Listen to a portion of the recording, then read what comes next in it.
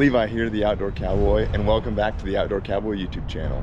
Today, we're at Cabela's. We're going to be doing some shopping, and then we're going to be talking about the gear that you need to survive in any situation. From how to cook your food to how to stay warm, we're going to be going through the essentials and the accessories that you need to be able to survive. So let's head in there and start checking out some gear and saddle up for the ride.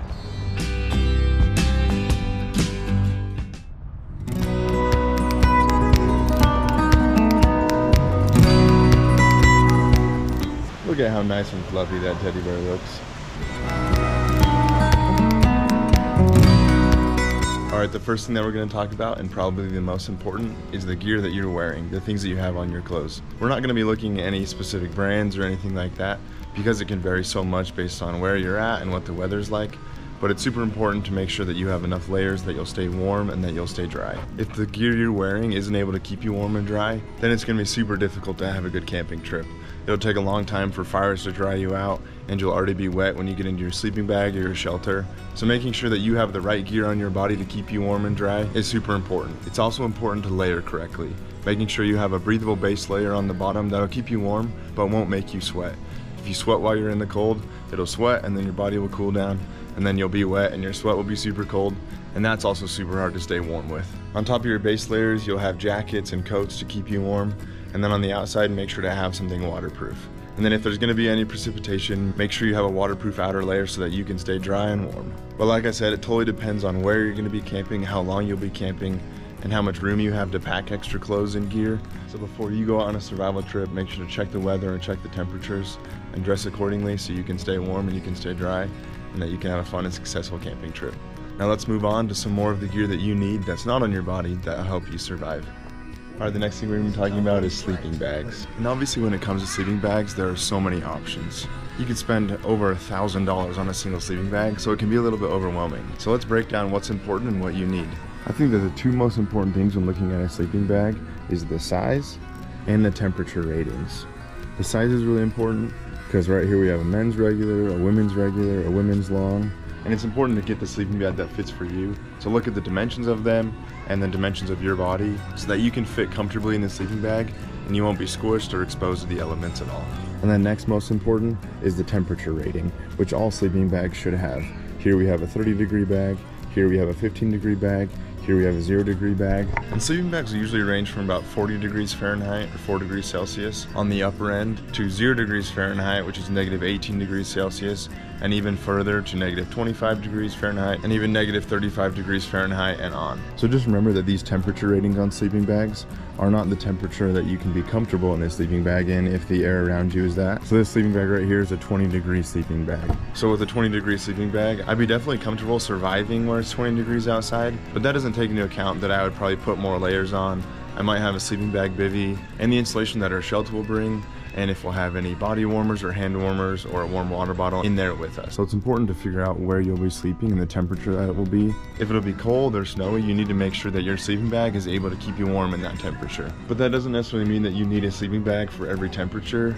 I oftentimes just like to get the warmest sleeping bag I have, and it'll work for most situations because you can always take layers off or unzip the sleeping bag so you can have more airflow inside of it. Because I'd rather be too warm and be able to take layers off than not have enough layers and be cold. But that doesn't necessarily mean that you have to go and spend $1,000 on a really warm sleeping bag, because as long as the size and the temperature rating are right, it'll work for you. Different price ranges with sleeping bags can come from having different brand names or having different materials. So these things are mostly just preference. But then there can also be some benefits to more expensive sleeping bags, such as them being lighter or being able to pack smaller. So that also needs to be taken into account when you're finding a sleeping bag, is knowing that you'll have to carry it, and it'll probably be something that takes up a pretty substantial amount of room in your pack. So if you need a smaller sleeping bag or one that'll pack, then it might be worth spending a little bit more money. But if not, as long as the size and the temperature rating are right for you, they should keep you warm enough to be able to survive. Another thing we'll touch on real quick with sleeping bags before we move on are sleeping pads. They're very similar, that they come in different sizes. Some are insulated. If you spend more money, they'll be lighter and they'll pack smaller. So just find the one that works for you, that's the right size for you, and that'll keep you warm enough for whatever situation you're surviving in. Another thing with sleeping bags and sleeping pads, you can also get blow-up pillows like this that can be great, but there's also a lot of liners. And then I've also talked about in my survival videos having a sleeping bag bivvy, which they can both be great cheap options just to increase the insulation of your sleeping bag and maybe make it so you don't have to buy another one if you want to go a little bit colder than your sleeping bag is rated. So lots of options to make your sleeping bag work or help you find another sleeping bag. So that's the information on sleeping bags and sleeping pads. Just finding the one that's the right size for you and the right temperature so that you can survive. Now let's move on to our next topic. Our next topic is food and cooking. And sadly, we probably can't bring this Traeger with on most of our survival campouts, but there are still some really good options for cooking your food and for things that you can eat. There's a ton of different options for ways that you can cook food while you're out camping, and it really depends on what you're going to be cooking, but then also how much space and how much weight you're able to have. There are great camping stoves like this that have the double burners that hook up to a propane or butane gas, but they can be pretty heavy and take up a lot of space. Definitely not something that fit in a backpack, so if you have to hike, probably not a super good option. There's also classic things like cast iron Dutch oven stoves. There's some super good recipes for Dutch ovens, and I'll be making a video in the future of some of my favorite Dutch oven recipes, so look out for that in the future. But a Dutch oven is also pretty heavy and pretty big, so again, a great option if you're camping close to your car, but probably not a great option for surviving. So let's check out some smaller options. My favorite way to prepare my meals while I'm camping is using little portable stoves that hook up to stuff like this, either propane or butane or a mix of both, which if you watch my survival videos, you'll have seen the one I use. And they're super small and they just take up just a tiny bit of room because they usually fold all the way together, and they usually have a little spark on them. So it's super nice for that. It can boil water pretty quick, and it's just super portable for little things that you need. There's also things like jet boils, which are pretty popular right now, that are kind of your stove and your bowl in one that you just hook up to a canister like this. And they boil water pretty quick, which can be a great option if that's all that you need. If you're doing freeze-dried food or something like that, it can be great. I personally don't like them because I like to be able to have an open flame in case I need to cook something else. So I can also put a pan on my stove or anything like that and cook it over the flame. So I personally like that, but they're both great options, so kind of whatever works for you. Obviously starting a fire is a great way to be able to cook food, but you're not always able to start fires, especially in some locations later in the summer or in the fall. If it's super dry, they'll ban fires, and so having a portable stove is super important. Since we're talking about ways to cook food, let's also talk about food a little bit.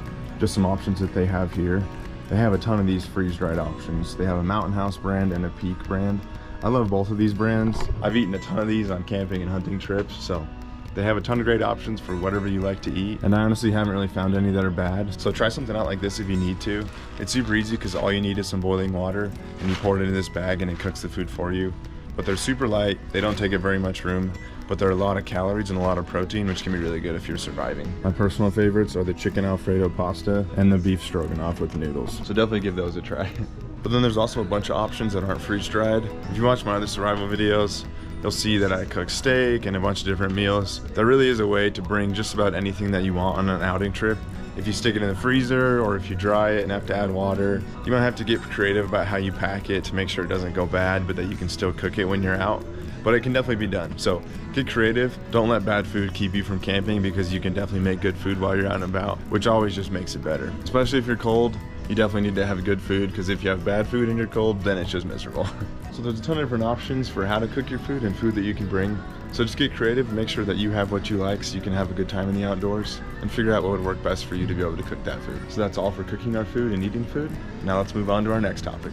All right, the next thing we're gonna talk about while we sit in this comfy chair is water filtration. And if you guys have watched my survival videos, you'll know that I've talked about this a lot because it's super important that you have clean water. There's a lot of diseases that you can contract from water that will make camping miserable. So you wanna make sure that you have ways that you can purify your water. I just wanna touch on 4 ways that you can purify your water, with the first one being boiling your water. Boiling water is one of the most important things that you can do if you're out and you don't have a water filter, because it'll kill off all the bacteria and things that can get you sick. There may still be some dirt and some bugs in there, but that's just extra protein. So if you're able to boil your water, that's a sure way that you can get all the bacteria out of it. All right, the next way to filter your water is probably the way that I use the most, is having a water bottle filter. I use a Grail one, and you guys have probably seen that if you watch my videos. And I love it because it's super quick and it's easy, and the water filter doubles as your water bottle. So I feel like for me, it's the way that I found that's the quickest, but also just the easiest way to carry my water filter around. So I love the Grail water filters. Check them out if you're looking for an option. We'll just quickly touch on the last 2 options, because there really are a ton of different ways you can filter your water. One is a life straw like this, where you drink directly through it and it filters the water as it goes. Or bags like this that you fill up a bag and then it uses gravity to run it through a filter into another bag or a water bottle, and it filters it. They're all great options that achieve the same goal of filtering your water, which is one of the most important things when you're out surviving. So find the way that works best for you and make sure you drink clean water. let's move on to our next topic. All right, the next thing that we're gonna talk about is tents or your shelter. There's sweet tents like this that are big enough to have a stove in them, a floor, multiple mats and cots, or much simpler ones that are smaller with just tent poles, or even just a tarp that you make into a shelter yourself. There's a bunch of different options, and it really depends on what kind of camping you're doing. One of the biggest things is if you're going to be using a tent, they're rated for how many adult people they can have in them. So you have a 4-man tent, a 6-man tent, and you can find any of them, all the way from 1 man all the way up to 15, sometimes 20-man tents that are super big. So depending on how many people you have going camping, might depend on what kind of tent you get. There's also, kind of similar to sleeping bags, there's ratings on tents. A lot of them will say 3 season if they're not rated for winter, meaning that they're a little bit thinner walls and maybe not as waterproof. Or some will say 4 season or all season if they're a little bit thicker, a little bit more insulated, and might be better for colder weather if you're going camping in the snow or during the winter. So those are all things to take into account. The biggest thing with a tent, I think, is the weight and the size that it takes to pack it in. If you're gonna be packing a really long ways, a tent might not be feasible just because of the weight of it. And the heaviest part of a tent is the tent poles. So another good thing with a tent is if you find a tent, usually it only works with 1, 2, maybe 3-man tents, is you can kind of replace the poles with a stick or a branch that you find, either putting it in the middle of the tent or using it to tie up the ends. So you can do things to replace the tent poles so you don't need to take it, and then all you have to pack is the tent canvas itself. It's also important to remember with tents that a lot of them have Rainflies that you can put on or off, which can save weight and space if you don't need a Rainfly, or if there's going to be precipitation, knowing that you need to have a tent with a Rainfly so that you don't get wet while you're sleeping. So obviously a sweet tent like this is on the upper end of tents, but there's also a bunch of different options of all different sizes and shapes for different people and also different conditions. Here's a great example of a winter tent. Right here it says it's all 4 seasons and it says it's for Alaska. And right here it says it's a 4-man tent. Or if you've seen in a lot of my survival videos that I don't bring a tent a lot of times, sometimes I'll bring a tarp or just a Rainfly. So you can even get something that's just like this, that's just a Rainfly that you can tie up just to keep you out of the wind and the rain. So like the other things we talked about, like sleeping bags and sleeping pads, there are a ton of different options that you can buy. You can spend a ton of money on it or just a little bit of money. It really depends on where you're going to be going and what the weather's going to be like, how many people are going with you, and then really just packing it. Obviously, something like the Rainfly is going to be the easiest to pack and the smallest, but it might not be able to hold a ton of people and isn't going to give you a lot of insulation. So maybe a tent would be a better option. But maybe you don't have room for the poles, so you need to tie it up with some paracord or use a stick to hold it up. But no matter what you do, just find the one that works best for you and your survival needs, just keeping you warm and dry and making it so you have a good place to sleep. So that's everything for tents. Let's move on to our next topic. All right, the last thing we're going to talk about is just like random accessories. And this will vary for everyone and the camping trips you're on, but they're super important. They're often things that get looked over, and I feel like every time I go on a survival trip, I think of another thing that I wish I had had, and so I buy it, and then the same thing happens the next time. So they might be things that are hard to think through, but they'll be important, and you'll figure them out kind of as you go, what you like to bring and what you need. So obviously I've talked about a lot about the importance of paracord, so make sure to have some of that. There's also tons of options for lamps and lanterns and flashlights. These things are super important because it can get dark and you won't be able to see. It's also things like shampoo and towels and wipes that can be super handy when you're out. Making sure you have utensils is super important for when you're eating. I've definitely forgot those multiple times. Headlamps can be a great option. Also things like power banks if you need to keep things charged. It can include your toiletries as well, bug spray. The list of options for things are really endless. And again, it might be specific to you and where you're camping and how long you'll be there, but just making sure that you have the little things that you need to make sure that your camping trip is successful.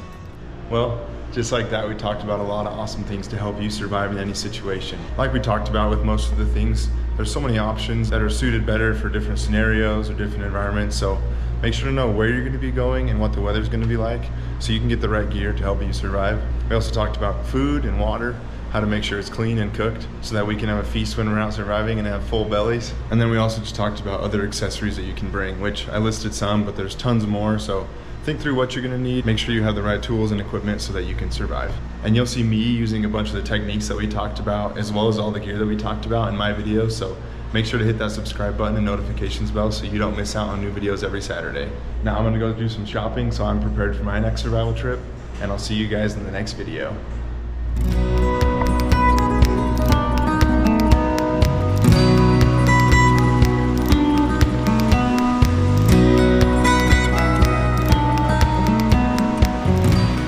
If you liked this video, make sure to check out the Outdoor Cowboy YouTube channel. We've got new videos every week, survival adventures, camping projects, tool restorations, and a whole bunch more. Hit that like button, don't forget to subscribe, and I'll see you in the next video.